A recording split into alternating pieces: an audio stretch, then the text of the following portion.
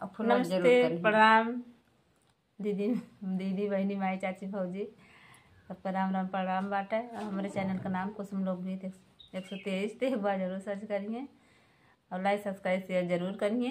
और जाते लाचारी गीत सुना तो कैसे लगे कमेंट में ज़रूर बताइए और ज़्यादा से ज़्यादा शेयर जरूर कर दीजिए। हाँ तो आप लोग भैया लोग अगर चाह लें तो हम लोग आगे जरूर निकलब। चाह लेंगे तो लेकिन चाहिए तो है इसे तो ना बनना चाहिए। चाहते आप लोग खाते बात चलो सुना चाह भैया। जब हम जब नहीं हरवा बाल में हम आने बाल में हम आने तू आया।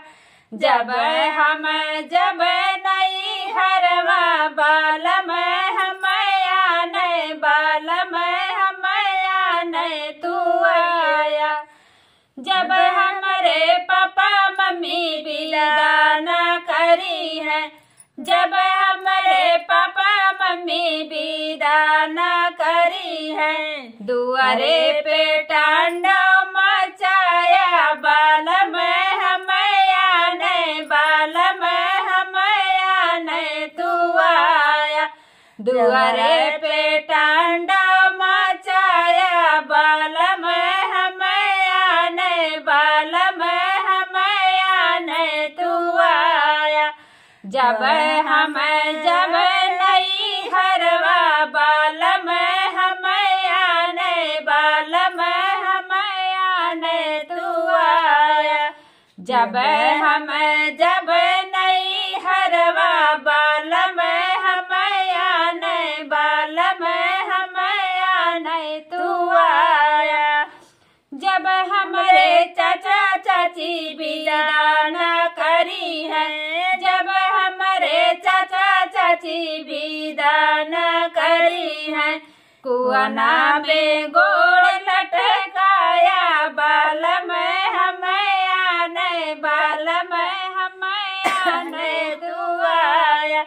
कुआना पे गोड़ लटकाया बाल में हम आने बाल में हम आने तू आया। जब हम जब नहीं हरवा बाल में हम आने बाल में हम आने तू आया। जब हम जब नहीं हरवा बाल में हम आने बाल में हम आने तू आया। जब हमारे भैया भाभी विदा न करी है। जब हमारे भैया भाभी विदा न करी है। आखिया में मिर्चा लगाया बाल में हम आने बाल में हम आने तू आया। आखिया में मिर्चा लगाया बाल में हम आने बाल में हम आने तू आया।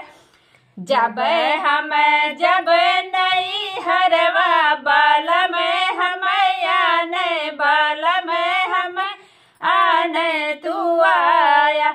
जब हम जब नहीं हरवा बाल में हम आने बाल में हम आने तू आया।